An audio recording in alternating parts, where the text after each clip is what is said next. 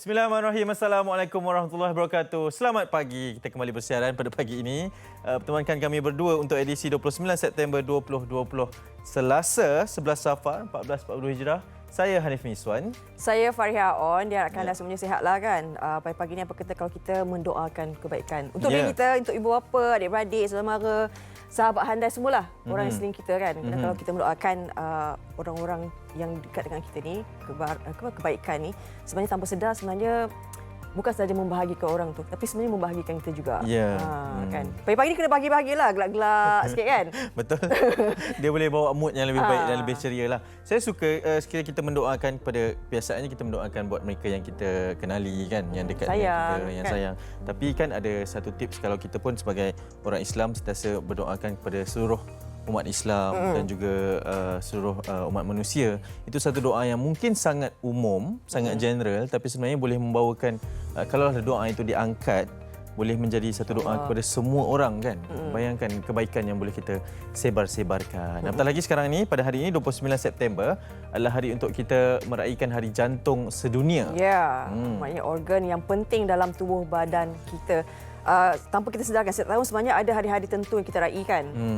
Dan hari ini, 29 September, satunya sambutan Hari Jantung Sedunia selain daripada sambutan Hari Kopi Antarabangsa. Tapi hari ini kita fokuskan kepada jantung. Bayangkan kalau kita genggam ni penumbuk ni, kan? Ini anggaran saiz jantung manusia lah. Walaupun saiznya kecil tetapi sebenarnya peranannya bagaimana mengepam darah di seluruh tubuh badan, oksigen dan sebagainya, itu sebenarnya menjadi nadi kepada kita kan. Ya, dia macam enjin juga. Dan untuk memastikan bahawa setiap anggota tubuh badan ini cukup bekalan oksigennya, cukup darahnya, lancar perjalanan darahnya. Dan yang paling utama yang perlu dijaga, tapi dalam masa yang sama, sedar atau tidak, saya tak tahu Fariha, tapi ini antara komponen ataupun organ dalaman badan kita yang sering kita abaikan kesihatan dia. Kita kebiasaannya kalau bersenam, bersukan, banyaknya untuk mendapatkan kesihatan ke ataupun tubuh badan yang cantik, menarik kan. Tapi kita lupa bahawa sebenarnya tujuan utama adalah untuk memastikan organ ini berfungsi dengan baik, barulah semua misi yang lain itu boleh tercapai. Ya. Sebab tu tadi mula-mula saya cakap pagi-pagi kalau boleh kita mendoa kebaikan kan. Gelak ketawa, sebab itu antara cara yang paling mudah untuk kita memastikan bagaimana sistem imun kita, tubuh badan kita sihat. Gelak, bayangkan ada satu ini antara fakta yang menarik jugalah. Seorang psikologi Jerman, nama dia Dr. Michael Titzer. Dia kata dulu mereka yang hidup pada tahun 1950-an dia akan gelak sehari 18 minit. Dia kata sebab dengan gelak tu dapat membantu jugalah peranannya. 18 minit sehari. 18 minit sehari untuk gelak saja, sebab dia kata itu antara terapi kepada segala penyakit. Lepas tu kanser, bakteria, virus boleh lawan. Lepas tu dengan sakit jantungnya. Tapi sekarang ni kita hanya memperuntukkan 6 minit saja sehari.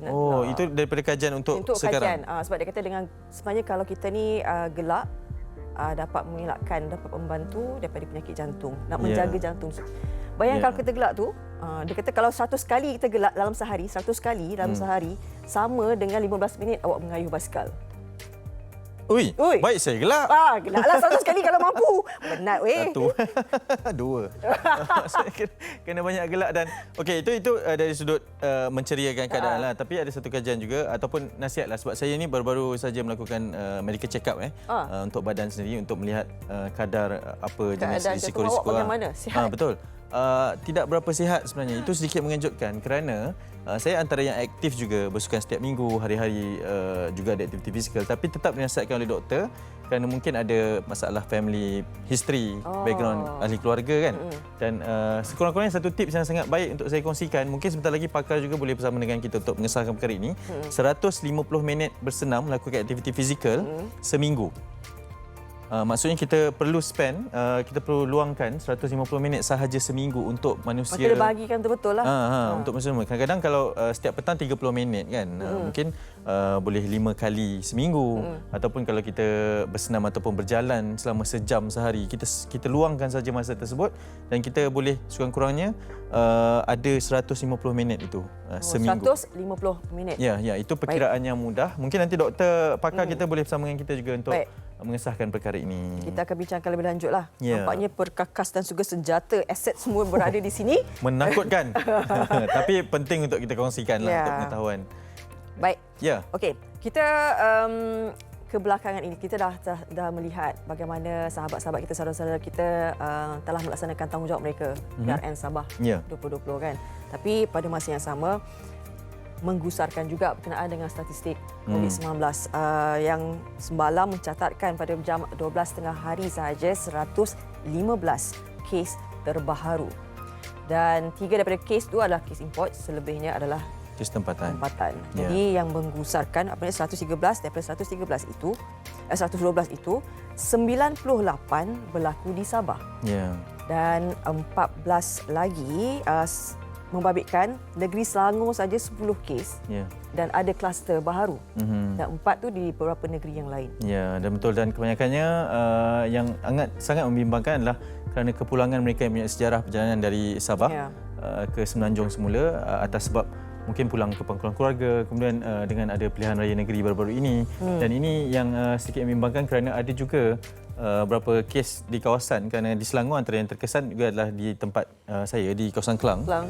Jadi Jalan Apas di Kelang itu antara klusternya lah yang baru pulang, ibu bapa baru pulang dari bercuti, dan ada anak-anak yang bersekolah pula di kawasan sekitar kawasan Kelang. Jadi dah ada red alert di sana, dan ini mungkin kita sekali lagi kita boleh ingatkan kerana kita tak perlu panik yang terlampau lah, sebab kita faham, tapi mungkin jalan penyelesaian sedang dirangka dan bakal dirangka berkenaan dengan penularan yang terbaru ini. Dan mungkin kita boleh kongsikan di NST. Di NST Muka Hadapan 1 million under TEMCO, a movement restriction order on a scale not seen since March is imposed in 4 districts in Sabah to stop an alarming surge in COVID-19 cases. Ada 4 kawasan merah: Lahad Datu, Kunak, Semporna dan Tawau. Perincian laporannya di halaman keempat.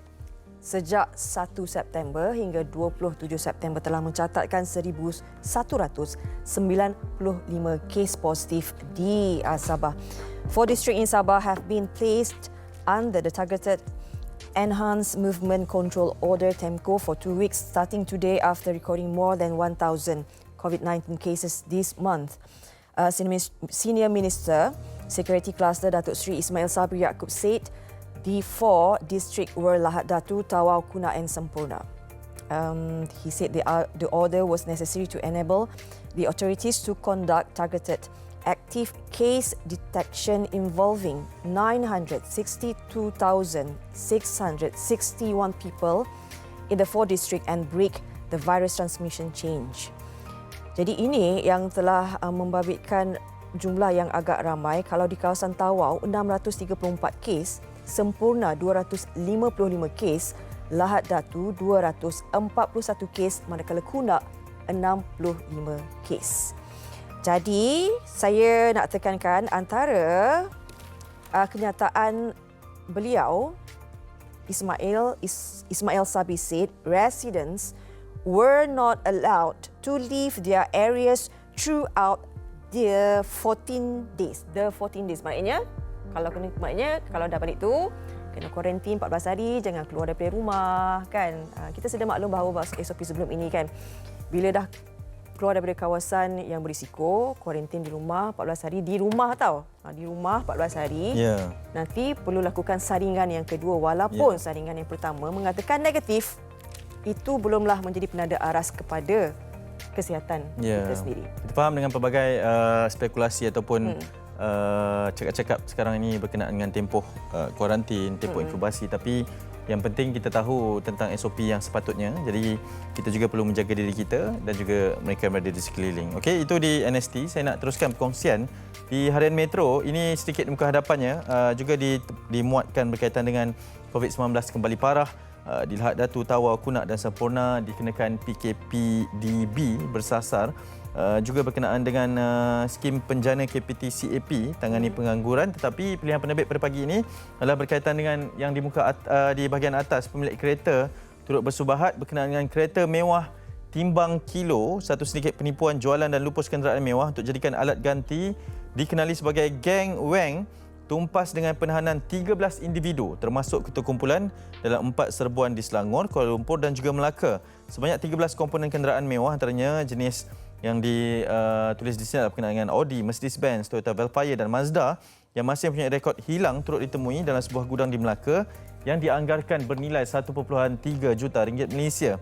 Jadi laporan boleh dibaca di halaman kedua dan ketiga dalam satu laporan yang sangat eksklusif ini berkaitan dengan laporan palsu bongkar rahsia. Turut dipaparkan gambar yang bagi peminat kenderaan mewah ini memang boleh menyayat hati jugalah berkaitan dengan kehilangan kereta-kereta ini kemudian dijadikan sebagai barang alat gantian. Geng Weng Seng ada juga dipaparkan infografik di sini berkenaan dengan mereka membuat tawaran untuk menjual kenderaan mewah milik mangsa. Kemudian pemilik menyerahkan kenderaan, sedikit terbabit maklumkan kereta itu dicuri dan meminta pemilik buat laporan polis.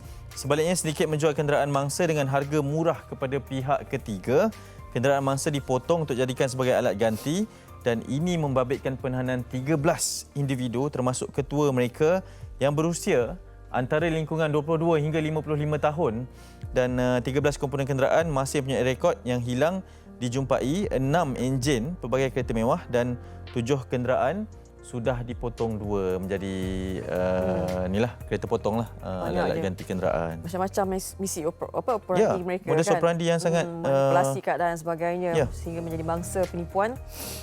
Baik, hati-hati kalau misalnya terdapatnya ada penipuan sebegini. Baik, di utusan? Ya, di utusan ini adalah berkaitan dengan apa yang berlaku semalam juga. Sedikit update lah di seekor tapir. Ya, seekor tapir sesat mati dilanggar kenderaan dan ini ada juga turut dipaparkan gambarnya seekor di Keluang, seekor tapir betina bercari sesat dari hutan Simpan Kahang Barat ditemukan mati akibat dilanggar kenderaan di Jalan Kahang Barat.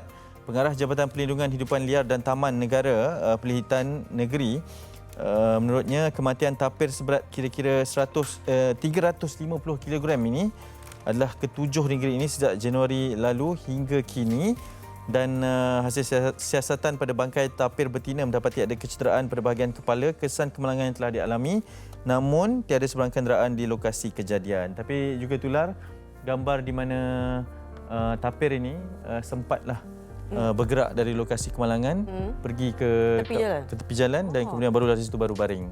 Baru terjatuh dari sana selepas daripada kemalangan tersebut dan ada 2 kenderaan tak silap saya yang terkesan akibat daripada momentum pelanggaran tersebut.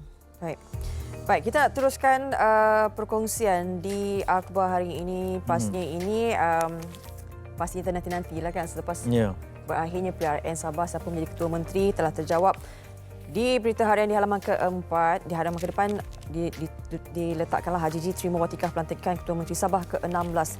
Rinciannya di halaman keempat dan juga kelima.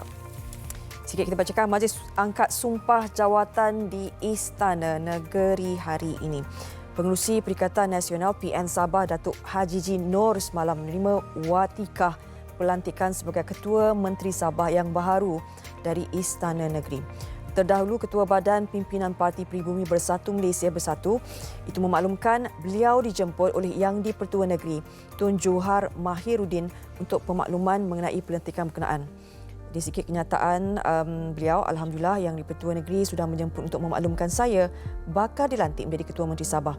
Pihak Istana turut memaklumkan saya akan mengangkat sumpah pada jam 10 pagi esok iaitu hari ini. Katanya ketika ditemui media selepas menemui Johar di Istana Negeri semalam. Jadi turut dipaparkan bagaimana kronologi pelantikan Ketua Menteri Sabah di halaman keempat ini. Tertanya-tanya jugalah kan, kita menanti juga satu hari itu selepas dah tahu keputusan siapa yang menang di PRN Sabah ke-16. Akhirnya terjawablah semalam dan hari ini kita sampai pagi nanti kita akan menyaksikan berkenaan dengan majlis angkat sumpah ini. Baik, apapun kita ucapkan tahniah dan kami mengharapkan juga calon-calon yang menang, kan pemimpin-pemimpin yang telah diangkat dan dipilih diberi mandat oleh rakyat sendiri dapat melaksanakan tanggungjawab yang cukup besar ini kerana rakyat yang menilai dari masa ke masa, kan melihat bagaimana adakah anda ataupun kalian ini dapat meneruskan segala janji yang diberikan kepada rakyat. Apatah ini pilihan raya negeri yang dilakukan atas desakan dan juga permintaan rakyat sendiri. Jadi rakyat berhak juga untuk mendapat satu perkhidmatan yang sangat baik. Okey, kita nak berkenalan sedikit dengan Ketua Menteri Sabah baharu ini, Datuk Seri Panglima Haji G. Muhammad Nur merupakan ahli Dewan Undangan Negeri Sabah untuk Sulaman sejak 22 Oktober 1990. Dilahirkan pada 10 Mei 1955, anak kedua daripada 3 orang adik-beradik ini mendapat pendidikan awal di SRK Serusup dari tahun 1961 hingga 1966 dan menyambung persekolahan peringkat menengah di Sekolah Menengah Tuaran dari 1967 hingga 1971. Seterusnya mendapat agregat 15 di dalam peperiksaan Lower Certificate of Education LCE. Kemudian beliau ni meneruskan persekolahan di Sekolah Menengah St. John Tuaran pada tahun 1972 hingga 1973. Dan beliau ni mempunyai istimewanya sebagai pemidato terbaik peringkat negeri Sabah. Wow. Masa tu sempena 10 tahun Sabah mencapai kemerdekaan. Jadi beliau juga telah lulus Malaysia Certificate of Education MCE dan mendapat keputusan antara yang terbaik dalam daerah itu. Ya, dan menariknya kalau tadi dengan kejuaraan sebagai pemidato terbaik kan, bapa kepada 4 orang anak ini juga memulakan kerjaya sebagai juruhebah di Radio Televisyen Malaysia RTM Sabah pada tahun 1976 selama setahun. Jadi Datuk Seri Panglima Hajiji memulakan kerjaya politik apabila menyertai USNO pada tahun 1990 lalu. Pada pilihan raya umum Malaysia 1990, beliau telah memenangi kerusi Dun Sulaman atas tiket USNO. Dan pada tahun 1992, beliau telah dilantik sebagai Setiausaha Politik kepada Yang Amat Berhormat Abdul Ghaffar Babar, kemudiannya Tun, sehingga 1993. Dan sebenarnya beliau ni telah dilantik sebagai Adun Sulaman ni sejak 1990. Bayangkan 1990. Jadi sebagai salah seorang adun terkanan dalam Kabinet Negeri Sabah, beliau telah dilantik sebagai Menteri Kerajaan Tempatan dan Perumahan. Dan beliau kemudian mengekalkan kerusi Dun Sulaman sehingga 2018 ketika berada dalam USNO dan UMNO dan memenangi kesemua pertandingan untuk kerusi tersebut sejak 1990 lagi. Jadi pada PRU yang 14 yang lepas tu, beliau bersama-sama dengan rakan-rakan dalam UMNO Sabah telah bertindak untuk keluar dari parti dan hanya segelintir saja ahli yang masih bersama dengan UMNO Sabah. Ya, dan pada 4 April 2019, Bersatu Sabah telah dirasmikan oleh Pengurusi Bersatu pada ketika itu, Tun Dr. Mahathir Mohamad, dan beliau telah dipilih sebagai Ketua Penyelaras Bersatu Sabah dan pada pilihan raya negeri ini menjadi pengerusi kepada Perikatan Nasional dan seterusnya atas persetujuan bersama oleh Gabungan Rakyat Sabah GRS menjadi Ketua Menteri Sabah yang baru yang akan mengangkat sumpah pada pagi ini. Baik, itu sedikit perkongsian di akhbar dan juga sedikit perkenalan kepada Ketua Menteri Sabah yang baru. Kita doakan nanti Majlis Angkat Sumpah akan berlangsung dengan baik, dipermudahkan segalanya insya-Allah. Amin. Baik, selepas ini kita akan bawakan topik yang menjadi topik utama iaitu serangan jantung pembunuh senyap selepas ini. Tapi sebelum itu kita nak kongsikan terlebih dahulu berkenaan dengan ini, mencuba sesuatu yang baru pastinya boleh membina keyakinan. Maggie dengan kerjasama Google telah melancarkan program Mentor Wanita Cukup Berani yang pertamanya merangkumi bengkel online percuma yang bermula pada 20 sehingga 22 Oktober. Ianya khusus untuk wanita seluruh Malaysia supaya golongan wanita ini dapat meningkatkan kemahiran mereka.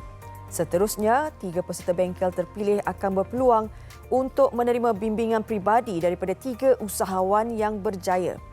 Jadi, boleh layari www.maggie.com.my/takkenaltakcinta untuk pendaftaran bengkel online serta maklumat lanjut mengenai program Mentor Wanita Cukup Berani. Okey, itu berkenaan dengan program Wanita Cukup Berani kan? Ini ada satu lagi perkongsian yang akan kita terus hibahkan kepada anda berkenaan dengan tahukah anda sepanjang bulan Januari sehingga Mei 2020 jumlah kes demam denggi adalah 6 kali ganda lebih tinggi dari jumlah kes COVID-19. Justru itu, kita perlu sentiasa berjaga-jaga dengan ancaman bahaya pandemik COVID-19. Kita juga perlu menitik beratkan penjagaan diri dari wabak demam denggi. Jadi sama-sama kita bersama melawan denggi. Jaga kebersihan jugalah. Betul. Dalam keadaan PKPB ni, ada kawasan-kawasan yang dalam PKPB tu, terutama di Sabah dan juga Kedah kan. Kita sendiri pun sebenarnya perlu menjaga kebersihan dari rumah. Untuk jaga kesihatan kita sendiri. Baik, selepas ini topik serangan jantung pembunuh senyap, walaupun kita dah banyak kali juga kita bawa topik ini sebenarnya. Betul. Tapi mungkin kita nak beri kesedaran dari semasa ke semasa kan. Di hujung sana, di sebelah kiri kami, ini dia. Antara aset yang dibawa oleh pakar jantung kita untuk nanti meneliti adakah jantung anda akan menjadi Saya akan uji cubalah. kaji? Saya akan cuba, tapi mungkin kita pun dah ada bawa model juga. Tapi mungkin kita nak tahu berkenaan dengan fungsi peranan. Katanya ini alat yang sangat istimewa untuk menguji tahap jantung sahaja. Dia spesifik lah. Dan biasanya kita lihat untuk lihat baby kan. Macam tu kan, tapi ni untuk jantung sahaja. Baby kita juga. Baby kita jugalah. baby kita Baby juga. setiap orang macam tu. Okey, kita akan berehat seketika, sekembalinya nanti kita akan berbincang lebih lanjut berkenaan dengan serangan jantung pembunuh senyap ini. Semuanya di MSI.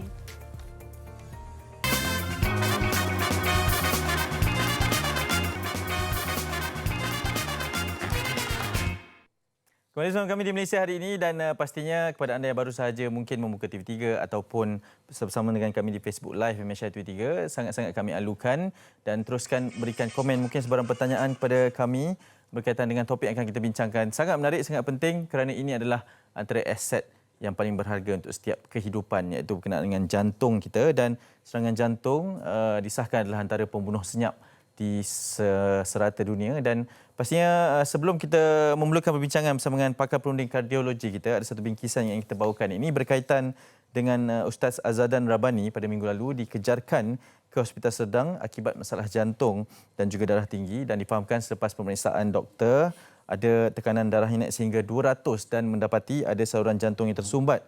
Jadi Ustaz Azadan menerima rawatan di ward pada ketika itu, dan kini dinasihatkan untuk berehat, dan wartawan Izwan Zainal ada paparan selanjutnya.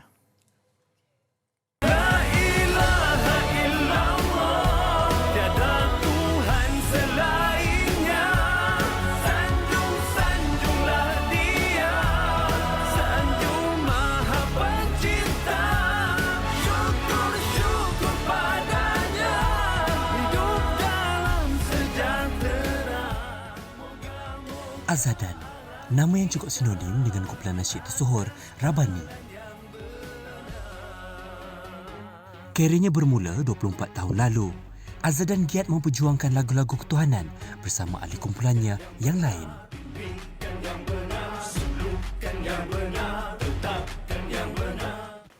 Assalamualaikum.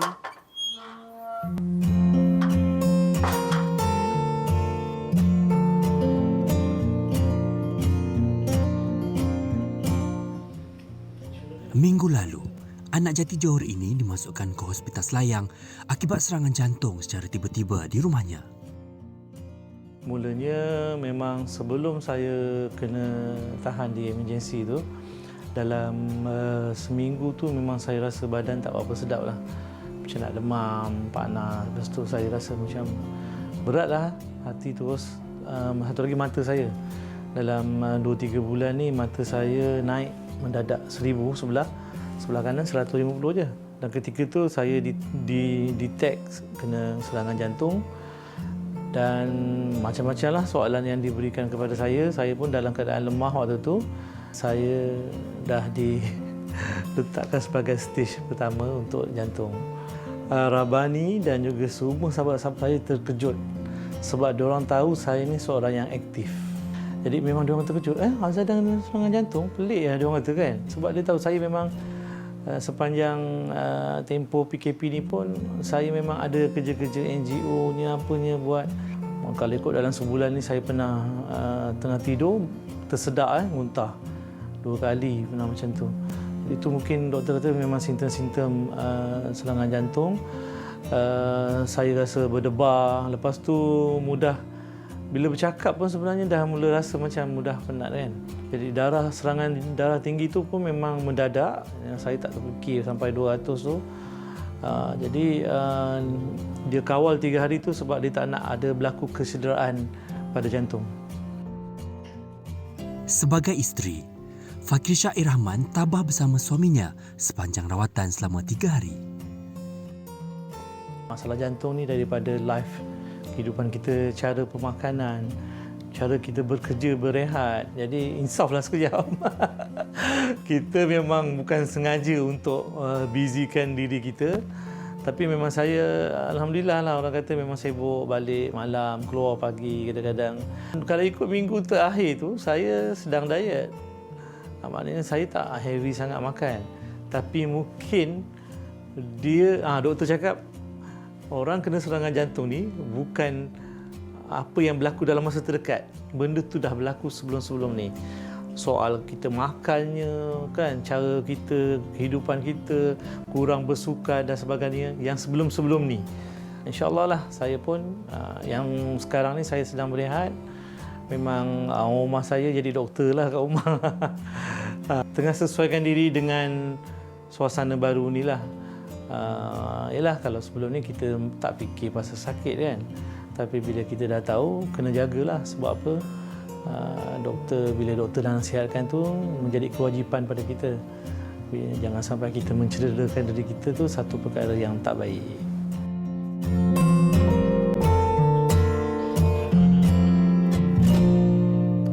Ini mungkin salah satu perkongsian yang sangat membuka mata juga daripada Ustaz Azadan, salah seorang penyanyi kumpulan Rabbani, dan untuk itu mendapatkan penjelasan yang lebih baik, saya bersama dengan Dr. Ika Faizura Muhammad Noor, pakar perunding kardiologi Hospital Pakar KPJ Ampang Puteri. Assalamualaikum, selamat pagi. Selamat pagi dan assalamualaikum. Sihat, Doktor? Alhamdulillah sihat. Terima kasih kerana sudi bersama dengan kami pada pagi ini. Ya, terima kasih. Mungkin sebagai permulaan, Doktor, melihat kepada bingkisan yang baru kita kongsikan, antara yang menarik perhatian saya adalah Ustaz adalah seorang yang sangat aktif. Betul. Bersukan. Kawan-kawan semua kenal dengan perwatakan sebegitu, tetapi masih lagi mengalami masalah serangan jantung. Mukadimah ya, Doktor.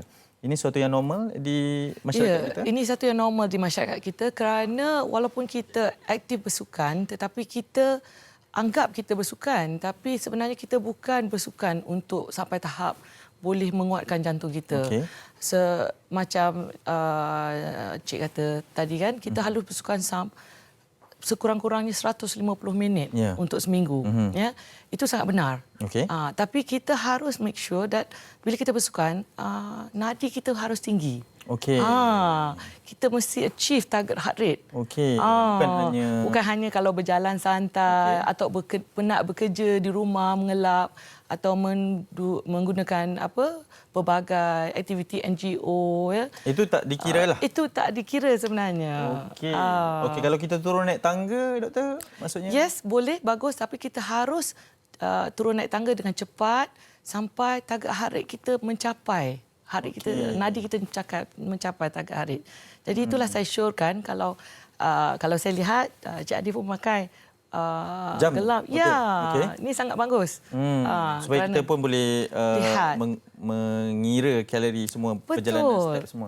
Okey, itu mungkin satu perkara yang baru juga bagi kebanyakan orang. Tapi sebagai orang kebiasaannya lah kan, kebanyakannya kita melalui rutin pekerjaan, sebab secara teorinya mudah untuk kita kata 150 minit seminggu dengan aktiviti sukan yang mencapai heart rate yang ditetapkan. Tapi untuk mengesan secara awal, sebab nasihat doktor juga mengatakan ini adalah daripada aktiviti-aktiviti yang dah kerap kita lakukan, cara pemakanan. Bagaimana sebenarnya untuk memastikan jantung ini sihat? Ya, sebenarnya sebab jantung kita bukan di luar, ya, jantung di dalam. Ya. Jadi kita mesti melalui beberapa ujian saringan. Jadi saya syorkan sesiapa yang melalui lingkungan umur 20-an atau 30-an sudah mula membuat ujian saringan, kita mesti tahu berapa nadi kita, berapa tekanan darah kita, ya, berapa tahap kolesterol dan berapa tahap gula dalam badan kita. Jadi nak tahu sama ada tahap-tahap itu dalam keadaan yang normal atau tidak, kita perlu membuat ujian saringan dan pergi jumpa doktor. Ya.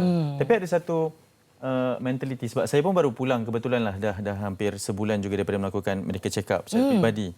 Tapi antara yang dikatakan adalah mentaliti kita ni, selagi tak sakit kita tak semak, tak ada kesedaran tu. Nak mengharapkan agar kita pergi secara sukarela tu mungkin pelbagai alasan diberikan. Nak memperbetulkan mentaliti tu, Doktor. Itulah, kita mesti ingat jantung kita ni macam kereta. Okay. Ya? Kalau kita beli kereta, pada sekian-sekian tarikh ni kita kena hantar pada servis. Sama juga pada jantung kita. Yeah. So kalau kita tak melalui pemeriksaan saringan, kita tak akan tahu. Jadi harap-harap lepas kita tunjukkan apa ujian saringan yang kita para penonton boleh lihat, mungkin dia boleh terbuka untuk datang ke hospital untuk menjalani ujian saringan ni. Okey, Doktor, sebagai seorang kardiologis, pakar kardiologi, mungkin antara sebab-sebab utama yang kerap doktor dapat daripada pesakit yang datang, apa punca serangan jantung ini boleh berlaku kepada orang ramai? Okey, puncanya adalah sebab satu, gaya hidup kita. Okey. Satunya kalau kita mempunyai tahap kolesterol tinggi, tahap gula tinggi. Ini semua pemakanan lah. Stres, yes, pemakanan, gaya hidup dan juga rokok. Rokok mempunyai tar dan nikotin yang boleh merosakkan saluran jantung kita. Dan tak lupa juga setiap kita manusia yang berbeza. Saya for example mempunyai risiko yang sangat tinggi untuk mengalami masalah jantung. Kerana keluarga saya semua mengalami masalah jantung dalam usia muda. Ayah saya mengalami masalah serangan jantung dalam usia 42 tahun dan stroke. Kebanyakan pakcik-pakcik saya. Jadi family background juga mainkan peranan yang penting. Ya, genetik mainkan peranan yang penting. Jadi oleh itu saya memang dari mula awal 30-an saya sudah mengamalkan gaya hidup sihat dan juga membuat ujian saringan. Saya perlu memastikan tekanan darah saya rendah, tekanan gula, kadar kolesterol. Saya membuat ujian saringan setiap tahun, memastikan semuanya berjalan dengan sempurna. Ini peringatan daripada seorang doktor ni berkenaan dengan diri. Ya, betul.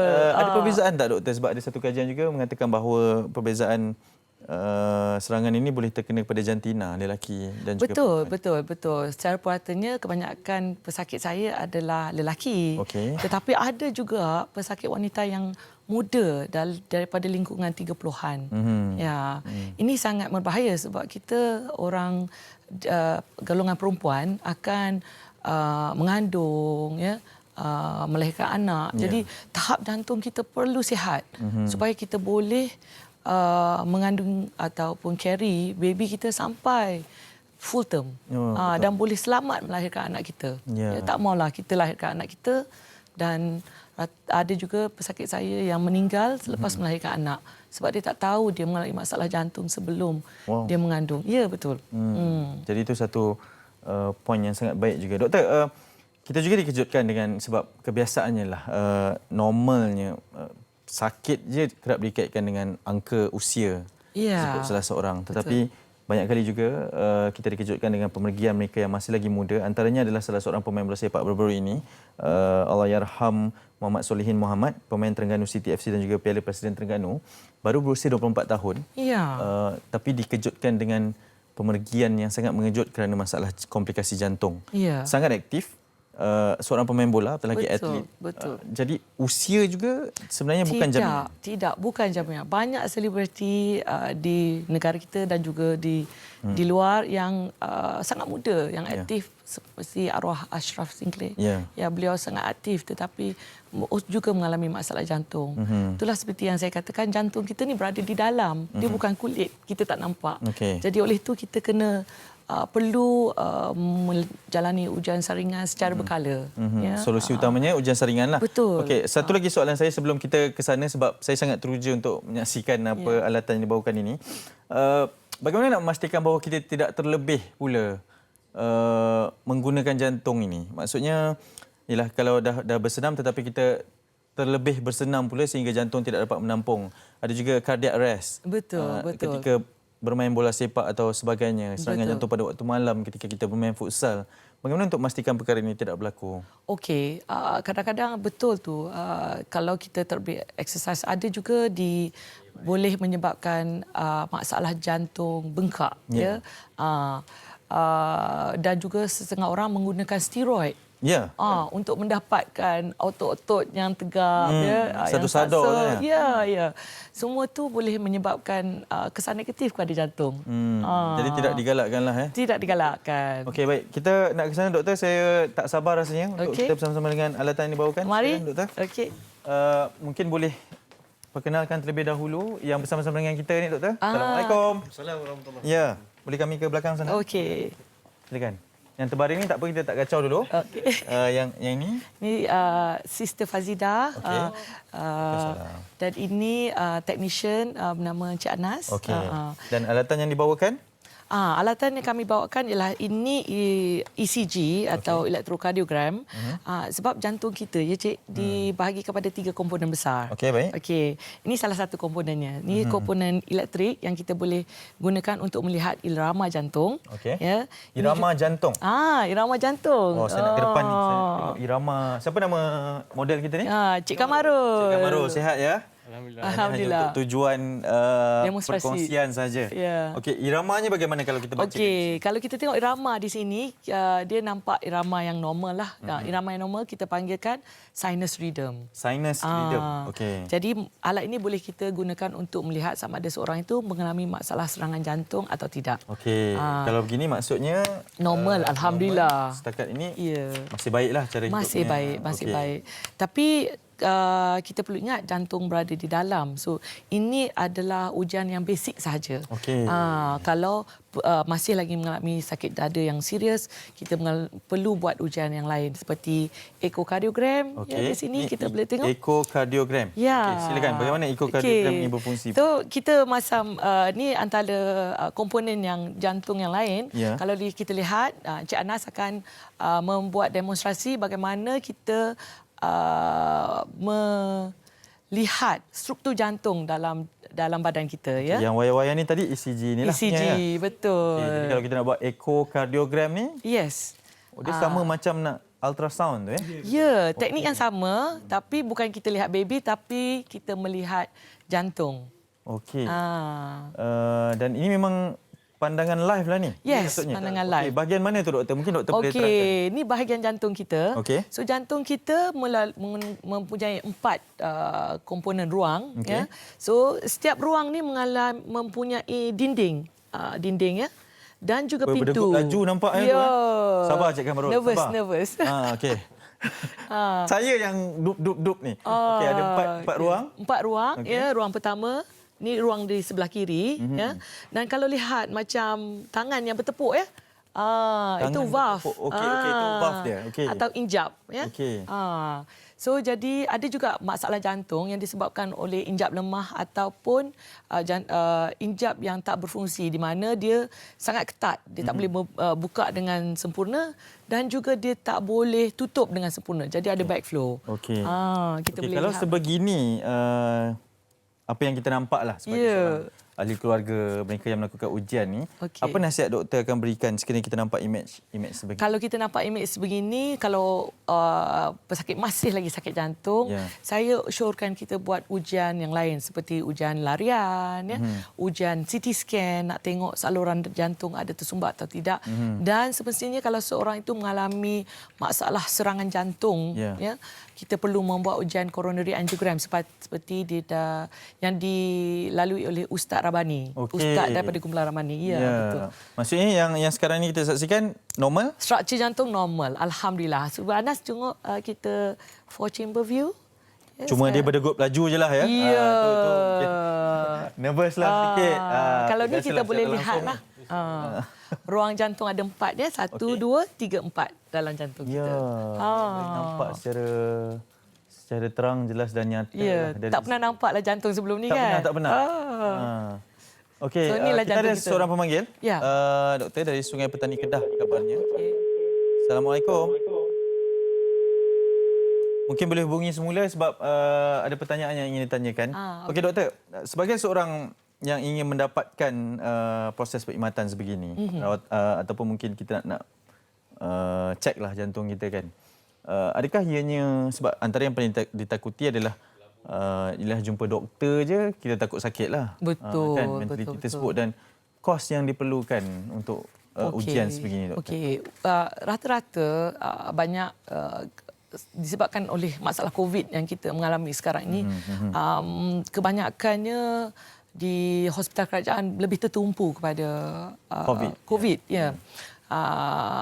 Itulah masalah utama yang kita perlu hadapi sekarang ni. Tetapi banyak juga hospital swasta yang mempunyai package So kalau kita di package tu lagi murah lah cik ya. So dia akan berbagai package ada. Men wellness package hormon, package jantung So ada juga kecergasan sukan betul, kondisi jantung kita. Antara simptom-simptom yang kalaulah saya sebab kadang-kadang kita rasa sihat dah. Hari pergi berlari ni. Betul. Tapi kadang-kadang tak tercapai pula heart rate yang dikatakan tadi. Ini pengetahuan baru juga ni sebab bagi saya kalau dah berlari tu dah cukup. Cukup 150 minit beritahu doktor saya dah buat seminggu. Okey, kalaulah ada simptom-simptom yang tiba-tiba sahaja, apa yang perlu kita ketahui? Sakit dada ke, muntah-muntah ke? Okey, jantung ni sangat unik. Dan penyakit jantung, pesakit jantung pun unik. Saya kebanyakannya biasanya adalah sakit dada atau kadang-kadang sakit perut. Sakit perut pun? Itu sebab kadang-kadang doktor agak boleh tersilap membuat diagnosis kerana pesakit ini datang dengan sakit perut. Tapi kalau kita buat ujian ECG, ujian echo, dia boleh menunjukkan pasien mengalami masalah serangan jantung. Tapi rata-rata adalah sakit dada yang sangat besar. Cara menekan diikuti juga dengan susah nafas, berpeluh, naik sampai ke rahang, sakit ke tangan. Okey. Tapi ada juga pesakit yang datang tiba-tiba je jatuh. Collapse. Di situ. Okey. Kita ada satu komen yang ingin kita bacakan. Mungkin boleh mendapat perhatian dari doktor juga. Ini rakan kita di Facebook. Dengan namanya D. Sade. Salam, saya dulu pernah didiagnos penghidap arrhythmia dan bacaan kolesterol saya juga ada tapi tidaklah tinggi mana. Soalan saya, adakah mungkin saya juga boleh dapat serangan jantung? Doktor silakan. Okey. Betul ke sebutan saya tu? Arrhythmia. Arrhythmia, betul. Alhamdulillah. Betul. Okey. Sebagai yang saya terangkan tadi, jantung kita mempunyai 3 komponen. Satu elektrik, structure dan juga pipe saluran darah. 3 komponen ni berbeza tapi saling berkait antara satu sama lain. Okey. So apa yang dialami oleh rakan Facebook kita ni adalah masalah elektrik jantung, arrhythmia. Tapi dia juga sekiranya mempunyai kolesterol yang tinggi ataupun blood pressure yang tinggi, tekanan darah yang tinggi, kolesterol yang tinggi dan juga mempunyai genetik kaum keluarga terdekatnya mempunyai masalah jantung juga mempunyai risiko untuk mendapat masalah serangan jantung. Tapi kalau kita macam saya tak pasti perempuan ke lelaki yang tadi Betul. Tapi gambar nampak macam perempuan kan. Kalau perempuan kurang sikitlah risikonya. Okay. Selagi kita masih ada lebih tinggi. Ya, lelaki secara puratanya mempunyai risiko slightly higher. Daripada kerana kita mempunyai estrogen dalam badan kita. Itulah anugerah. Itu pula. Anugerah asli. Sabarlah Cik Anas. Okey, saya ada seorang pemanggil yang ingin kita raikan juga. Assalamualaikum, selamat pagi. Cik Mirul. Cik Khairul. Ya, saya Khairul Aswad. Ya. Silakan. Khairul Aswad dari Sungai Petani. Saya nak tanya soalan. Ya. Tahun lepas saya ada buat bypass jantung bulan 6. Okey. Okey, and then sebelum bypass tu doktor ada buat echo lah nak tengok keadaan jantung saya kan. Okey. Lepas tu dia cakap jantung saya tu dah berubah color, dah jadi hitam. Oh, lemahlah mungkin. Dah jadi hitam. Lepas soalan saya, adakah lepas saya buat bypass ni jantung akan kembali kepada sedia kala lah. Dia tak hitam lagi dan fungsi dia memang sekarang ni elok, tapi saya nak tahu dia akan jadi elok ataupun dia akan kekal macam tu. Cik Khairul, bila bypass tu? Bypass bulan 6 tahun lepas. 2019. Maksudnya dah setahun lebih lah ya? Dah setahun lebih lah. Okey, baik. Itu soalan yang sangat baik. Terima kasih banyak. Mungkin kita boleh dapatkan. Silakan. Okey, Cik Khairul. Pertama kalinya saya nak mengucapkan Selamat Hari Jantung Sedunia. Dan juga tahniah kerana berani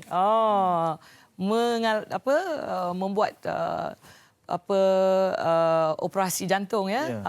So orang hanya tak ramai orang yang berani untuk kena belah ya, tapi Cik Khairul sangat berani, alhamdulillah. So tahniah saya ucapkan. Tapi Cik Khairul perlu ingat kalau kita sudah mengalami masalah serangan jantung dan sudah mengalami operasi pembedahan jantung, itu bukan maksud jantung kita pulih seperti sedia kala. Itu bermaksud kita kena bekerja lebih keras untuk menguatkan jantung kita. Ya. Cik Hairul kena sentiasa datang ke hospital untuk membuat ujian saringan dengan doktor. Ya. Harus sentiasa makan ubat. Ya. Kalau merokok, mesti berhenti merokok. Dan sentiasa makan ubat yang disyorkan oleh doktor pakar jantung. Maksudnya kalau menjawab persoalannya, adakah ia akan kembali seperti sedia kala warna jantung tersebut belum mendapatkan penanganan dari doktor? Jantung ni kalau kita umpamakan macam ladang ya. So kalau saluran darah atau saluran air yang kita bawa ke ladang ni tertutup. Ya, lama kelamaan pokok-pokok di dalam ladang tu akan lemah. Ya, umpamanya lah.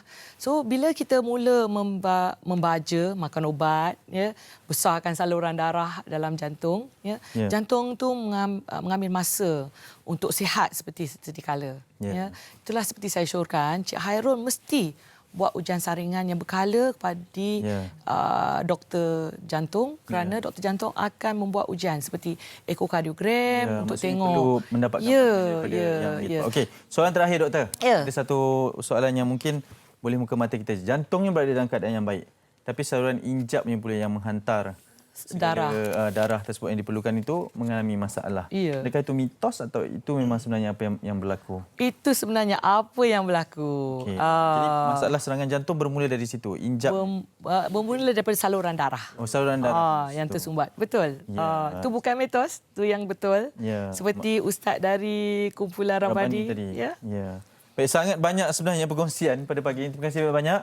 Dah bangun dah ni model kita ni. Tadi memang dia sangat tenang di sini. Terima kasih Cik Kamarul, Cik Anas, Sister Fazidah dan juga Dr. Ika Faizura Muhammad Noor, pakar perunding kardiologi Hospital Pakar KPJ Ampang Puteri. Nanti kita ajak lagi sekali boleh ya? InsyaAllah boleh. Kita bawakan ini. Selamat Hari Jantung Sedunia juga kepada kalian. Dan tidak putus-putus untuk memberikan informasi dan juga penjagaan yang sangat rapi kepada orang ramai. Kita nak berrehat seketika kerana selepas ini ada satu perkongsian yang sangat menarik daripada bersama dengan Fariha, iaitu program perancang kewangan dan bagaimana untuk kita elak dari disenarai hitam. Sekalinya di MSI.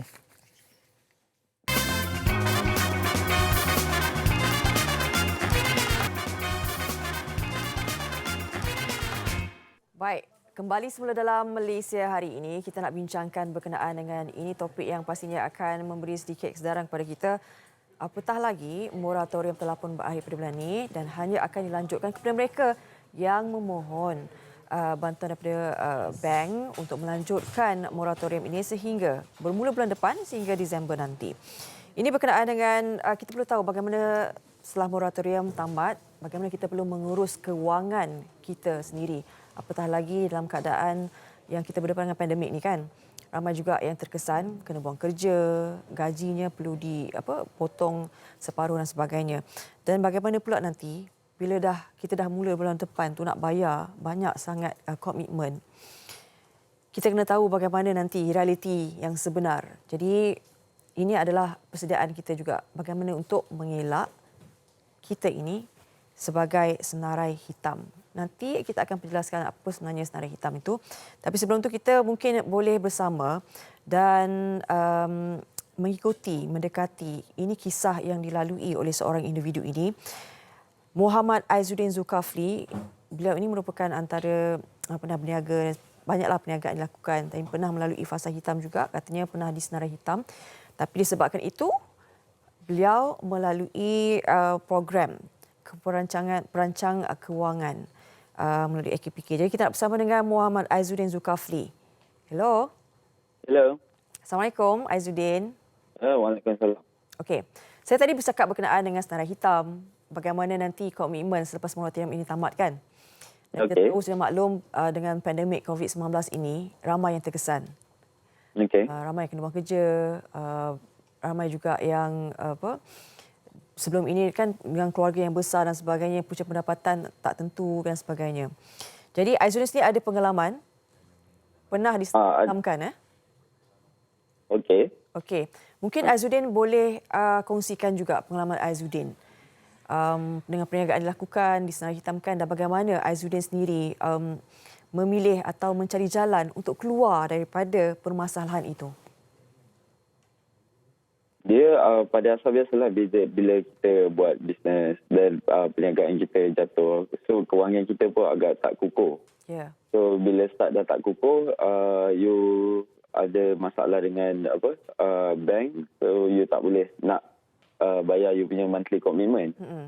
Dan sebab tu saya pun pergi ke AKPK, minta dorang punya counselling lah pada awal. So bila kita pergi kat sana, mereka pun mula-mula dorang bagi khidmat nasihat.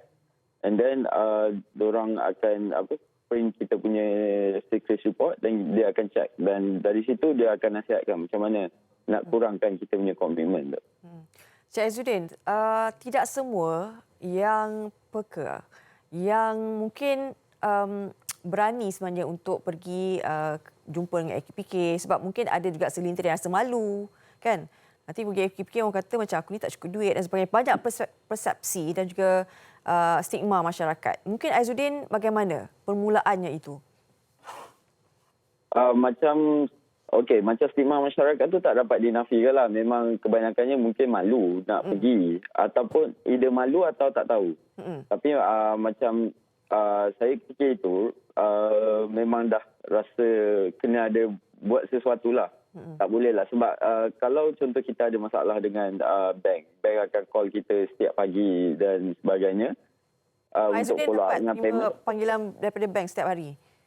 Ya. Kalau you ada miss payment dia mesti akan dapat panggilan daripada bank. Dan imagine kalau satu bank, kalau you ada contoh 3 atau 5 bank, so berapa call yang you akan terima pada setiap hari. Ya. So waktu tu saya fikir saya perlukan bantuan, so that's why saya terus pergi dekat AKPK. So dorang pun dari situlah dorang start counselling dan bagi tahu apa next step forward dia.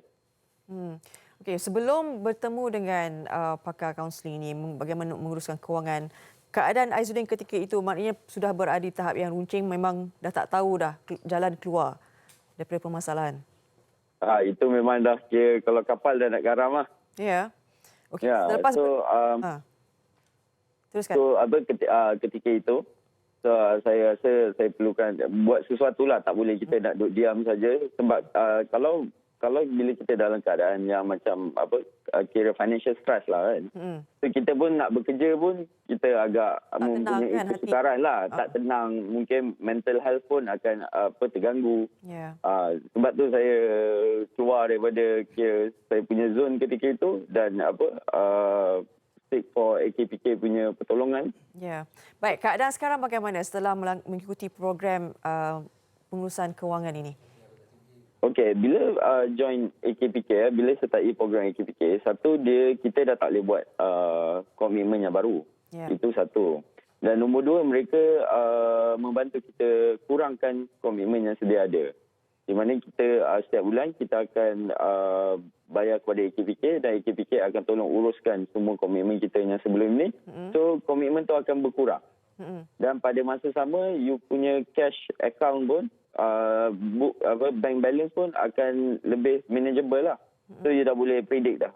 You dah boleh buat perancangan, okey berapa cash yang you akan ada dan berapa belanjaan yang you kena bayar dekat AKPK. Ya, keadaan pun tenang sekarang sekarang memang lebih tenang lah. Baik. Aizudin, terima kasih banyak-banyak di atas perkongsian ini. Ya. Alright. Okey, kita doakan yang terbaik buat Aizudin juga insya-Allah. Okey, insya-Allah. Semoga maju jaya insya-Allah dalam perniagaan semua. Itu dia pengalaman Muhammad Aizudin Zulkafli, antara peserta program melalui masalah dan juga fasa hitam. Kita bayangkan kewangan ni bukan cancalang tau masalah dia. Bukan saja individu tetapi boleh memberi kesan kepada kekeluargaan, sistem sokongan kekeluargaan juga boleh punah kalau misalnya kita tak pandai mengurus kewangan ini. Kita nak teruskan perbincangan berkenaan dengan pengurusan kewangan di kala keadaan ini semuanya faham dengan fasa tempoh sebegini. Bagaimana kita ni nak elak disenar hitamkan? Selepas ini, banyak komitmen nak bayar rumah, bayar kereta, semuanya dah kena bayar, kredit kad dan sebagainya. Ini yang kita nak bincangkan pada mereka yang mungkin tidak diluluskan permohonan untuk meneruskan moratorium sehingga Disember nanti. Kita nak bersama dengan Cik Zamri Zainal, merupakan Ketua Cawangan AKPK Kuala Lumpur. Selamat pagi. Selamat pagi. Assalamualaikum. Baik. Cik Zamri telah mendengar sedikit perkongsian Aizudin tadi. Ya, kan? Maknanya kapal dah nak karam dah. Ya, betul. Kan, masa tu keadaan semua kalau individu berada dalam situasi itu pastinya tak tahu. Ya, mungkin betul. pada mulanya kita rasa, aku boleh handle ni. Ni masalah kita, masalah kewangan. Aku tahu kewangan tapi pusing-pusing akhirnya berada di dalam zon itu. Betul. Mungkin sedikit permulaan lah. Cik Zamri boleh kongsikan keadaan dan stigma yang malu untuk meminta bantuan kalau berlaku keadaan seperti ini. Okey, terima kasih. Assalamualaikum warahmatullahi wabarakatuh. Saya masih pada Abang Syed dan saya mengucapkan tahniah kepada Cik Azrin tadi yang telah berani dan pergi ke APK, boleh kata dah macam dah anak karam dah. Itulah satu tindakan yang betul dibuat untuk membetulkan balik susunan aliran tunai dia.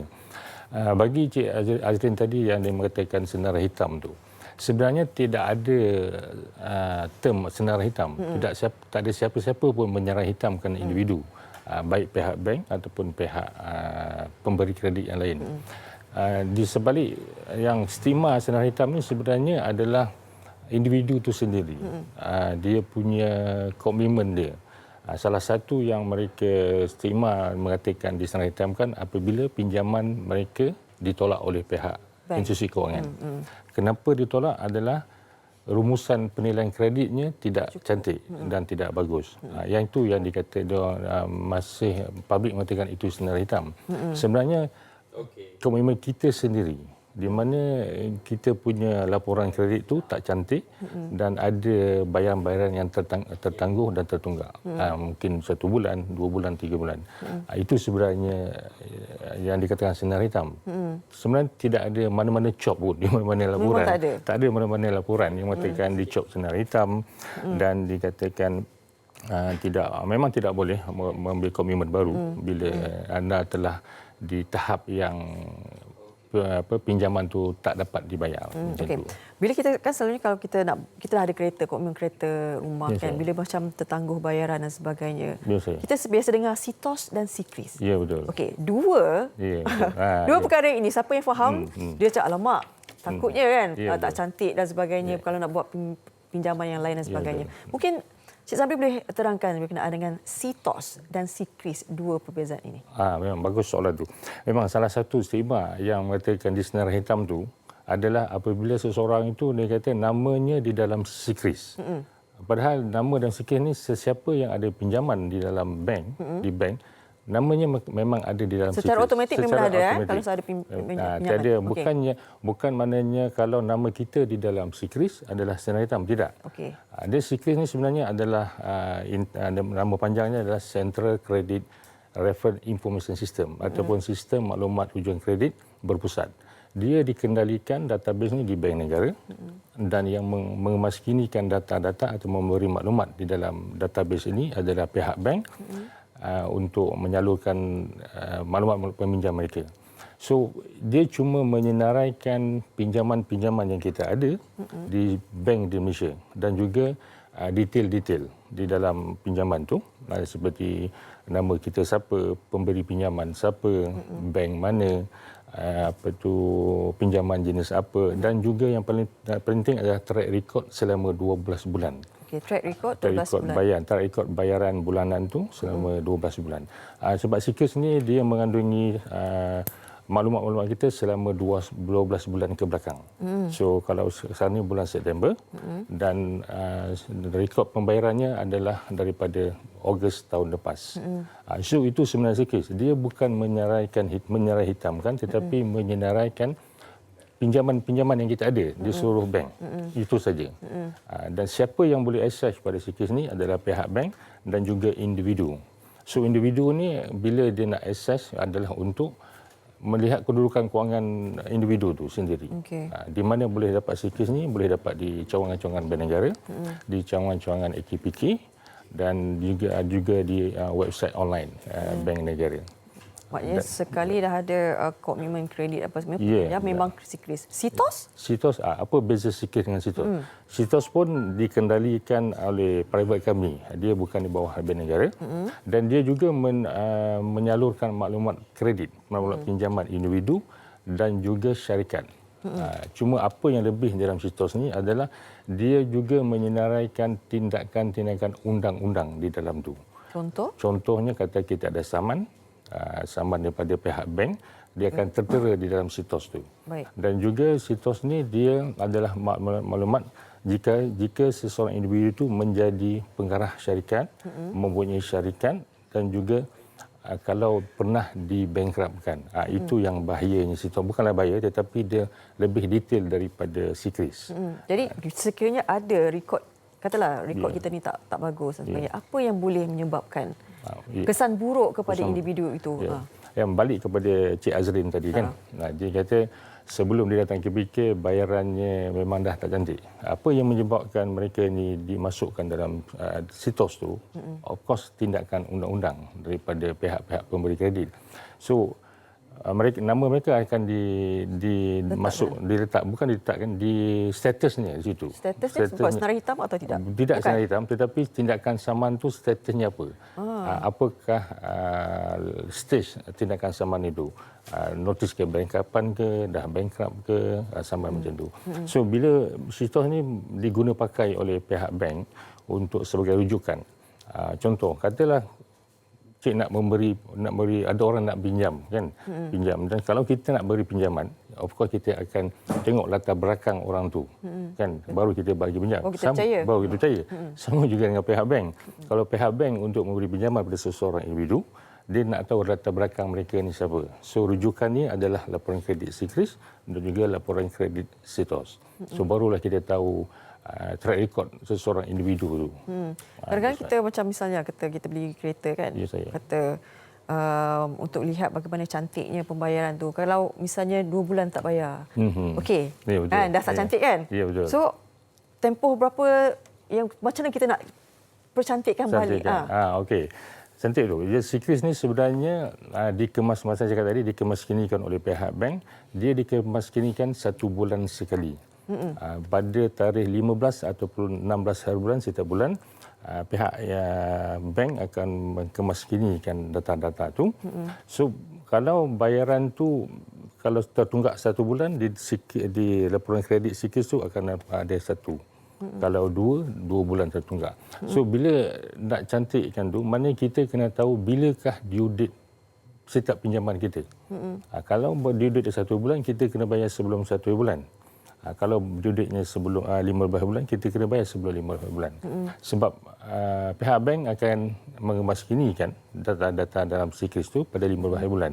So dia orang kata kena manage bila masa kita nak bayar dan bila laporan itu akan dikeluarkan. Misalnya kita ada hutang, satu jumlah hutang yang banyak dan boleh juga kata namanya macam segala pinjaman tu tak boleh dilakukan. Boleh kata kalau stigma tadi kata senarai hitam kan.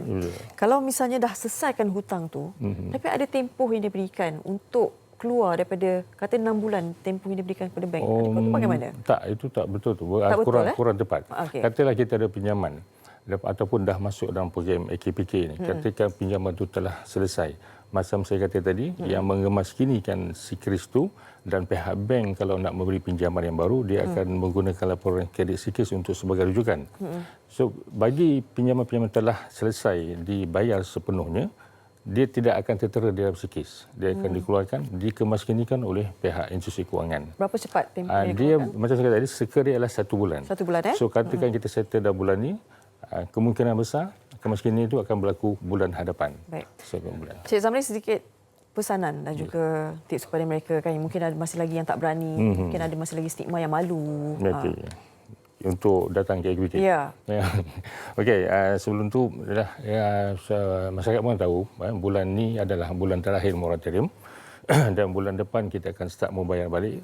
Bagi mereka-mereka yang agak-agak masih terkesan dengan aliran tunai mereka, pergi berjumpa dengan pihak bank untuk mendapatkan bantuan. Kalau seseorang tu mempunyai beberapa pinjaman, kata 2-3 bank, mungkin agak sukar mereka untuk pergi 3 bank, datanglah ke AKPK untuk kita boleh bantu. Tip-tipnya jangan tunggu last minute. Dan sekarang pun dah last minute dah ni. Jangan bulan ni pun dah habis, bulan depan kan akan start bayar balik. So segera datang ke bank-bank, bercakap dengan bank, berbincang dengan bank ataupun datang kepada AKPK. InsyaAllah kami boleh bantu. Baik. Terima kasih Cik Zamri Zainal, Ketua Cawangan AKPK Kuala Lumpur. Ini sedikit yang telah dikongsikan. Jangan malu mereka sedia membantu untuk menguruskan kewangan. Kadang-kadang kita rasa kita boleh, tapi sebenarnya tidak. Kita perlukan bantuan pakar untuk melihat bagaimana aliran tunai kita berjalan dengan baik. Hati pun tenang nanti.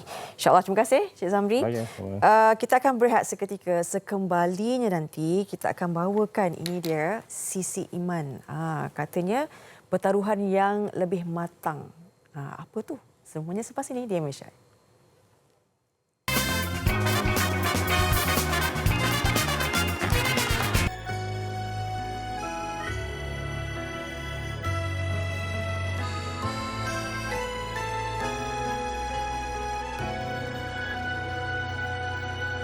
Hancur musnah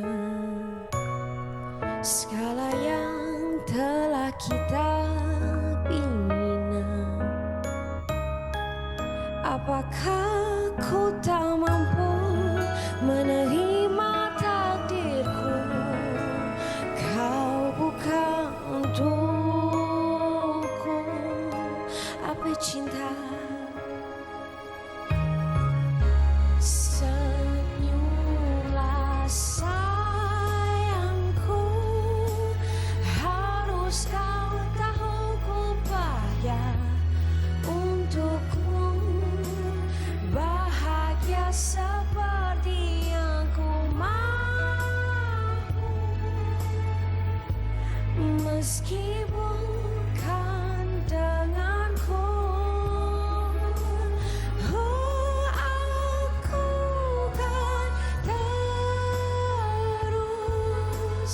Berdoa hati ini bisa lagi mencinta, bisa merasa bahagia, dicinta buat selamanya. Dari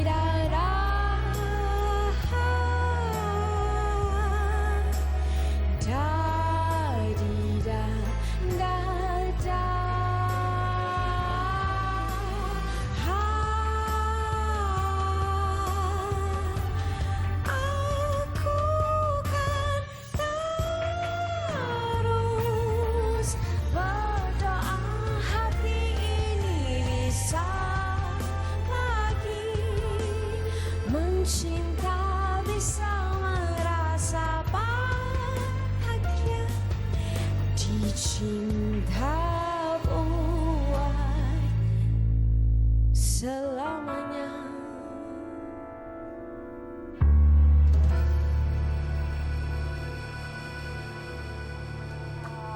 Wow, rasa tak puas lah. Tak puas, eh? Sekali lagi boleh? Sekali lagi. ya? Assalamualaikum. Waalaikumsalam. Terima kasih bersama kami. Selalu kan lagu Sisi kalau datang macam ceria. Iyalah. Kali ni lebih tenang sikit kan. Lebih ayu orang kata kan. Okay. Mungkin ini percubaan pertama kan? Ya, percubaan pertama ballad Sisi. Apa yang menyebabkan Apa terjun ke ballad ini? Setelah 8 ke 9 lagu yang Sisi rilis semuanya rancak-rancak belaka, this time around Sisi nak try something new lah. Dan sebenarnya Bisa Mencinta ni merupakan salah satu projek Jux Original. Jadi Jux Original ni music producernya Faizal Tahir. Jadi kita dicabar untuk menukar genre kita, lari dari genre kita yang menjadi kebiasaan kita lah. Itu sebab Sisi pilih ballad. Maksudnya penceritaan lagu Bisa Mencinta ni bagaimana latar belakangnya, siapa yang buat? Bisa Mencinta ni ditulis oleh Amir Haris dan juga Mike Chan, music producernya Faizal Tahir.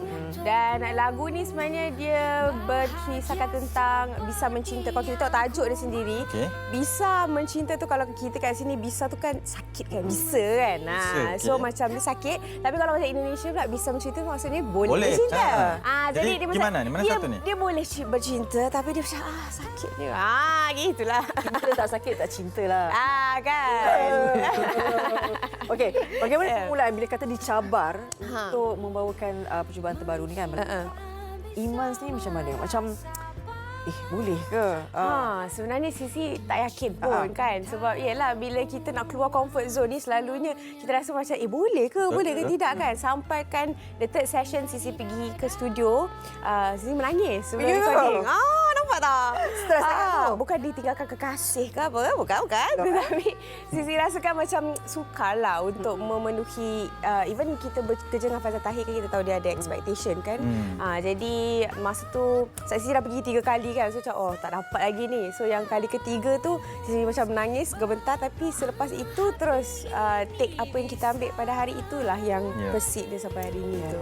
Adakah ini mungkin boleh jadi direction terbaru Sisi pula lepas ni atau tadi kita 8 lagu sebelum ni rancak semuanya rancak. Yang ini Sisi tak tahu.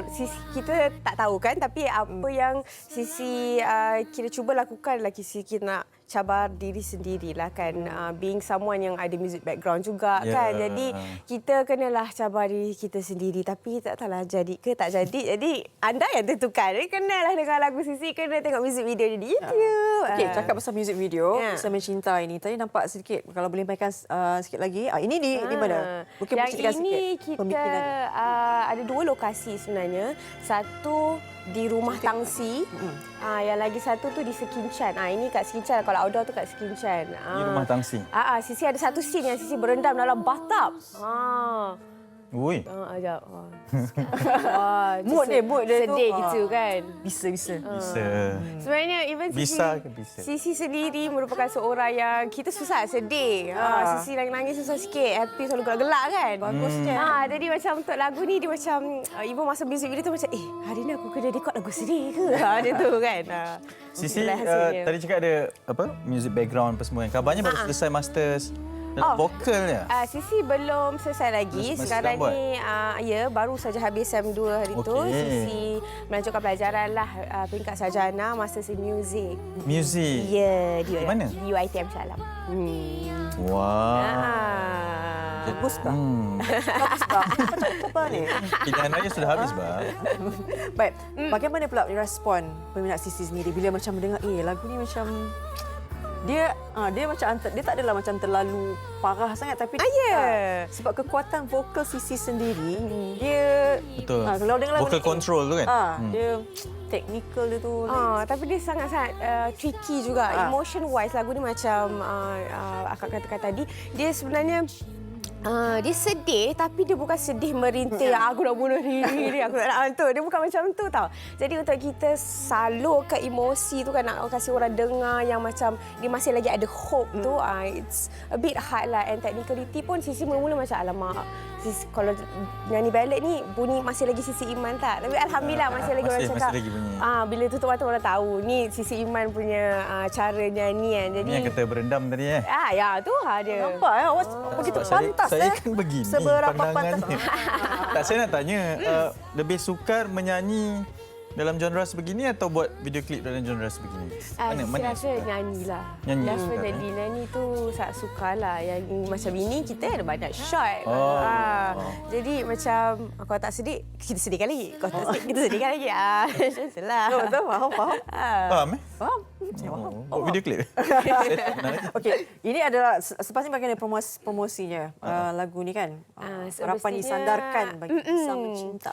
Lagu ni dah ada di aplikasi Joox dan dia pun merupakan special project Joox kan. Jadi memang eksklusif hanya di Joox. Tapi music videonya ada di YouTube.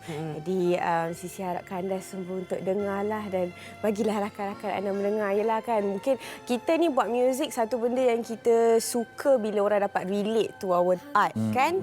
So sesiapa yang tengah rasakan bisa bercinta tu boleh dengar dan bolehlah sendu sama-sama dengan Sisi. Wah, sendu. Mungkin ada yang nak bersendu sama-sama ni sebab kita ada seorang pemanggil. Okey. Fauzan Malias dari Taiping. Assalamualaikum. Hello. Waalaikumsalam warahmatullahi wabarakatuh. Sisi. Hai. Apa khabar dan dua DJ? Happy sangat hari ni dapat cakap dengan Sisi. Ya, silakan terus ke Sisi. Terus. Sisi, apa pun akak rasa teruja lah. Kenapa ni tiba-tiba beralih gender ni? Gender jangan beralih gender, Kak. Genre. Gender lain.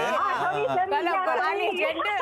Gender masih sama. Sisi nak check ni. Apa yang berlainan ni? Masih lagi sama, Kak. Gurau-gurau ya, Kak. Kak. Gurau-gurau. Sampai nak sebut masalah sebab apa Sisi.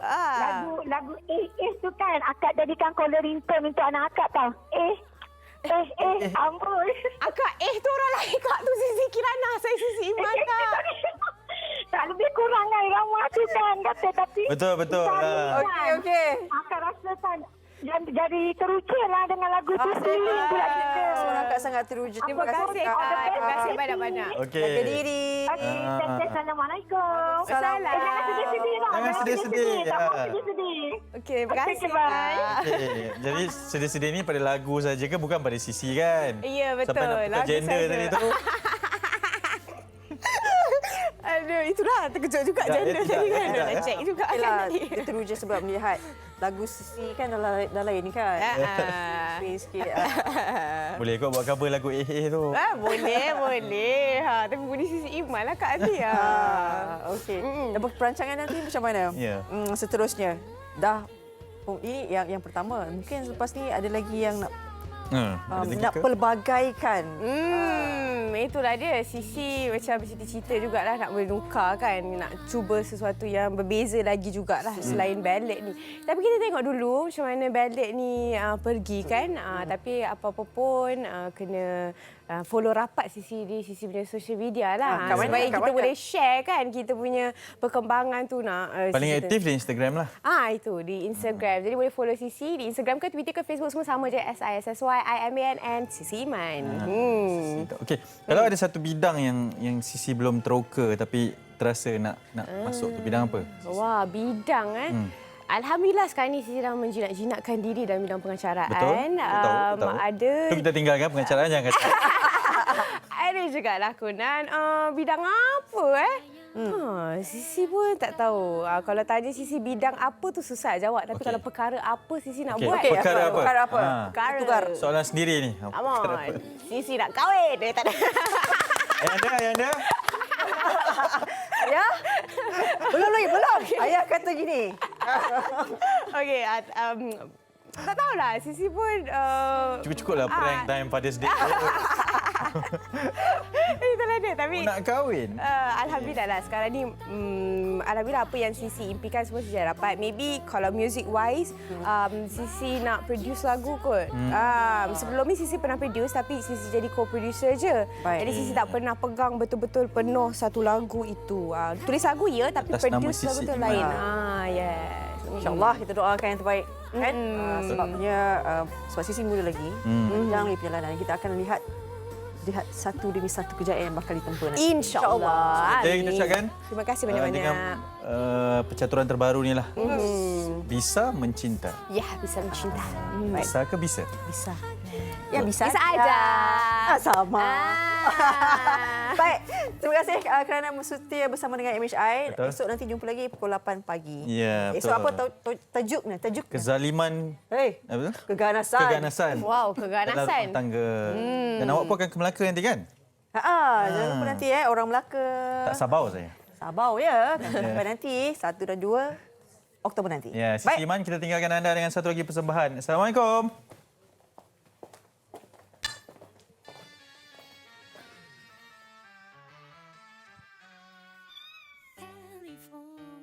Ku berdering-ring.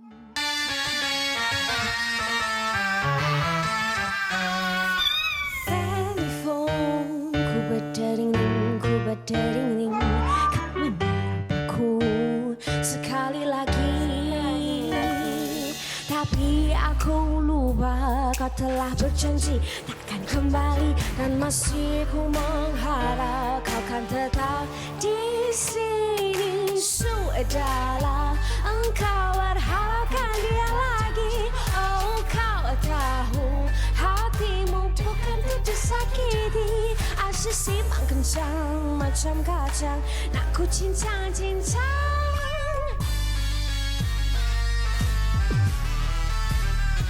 Sudahlah.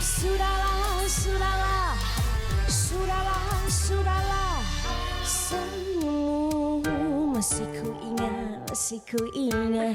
Kalau aku rebah, kau bagaikan sengat-sengat. Tapi aku lupa kau telah berjanji takkan kembali. Dan masih ku mengharap kau kan tetap di sini. Sudahlah engkau berharapkan dia lagi. Oh kau tahu hatimu bukan untuk disakiti. sesimbang kencang macam kacang. Nak ku cincang-cincang.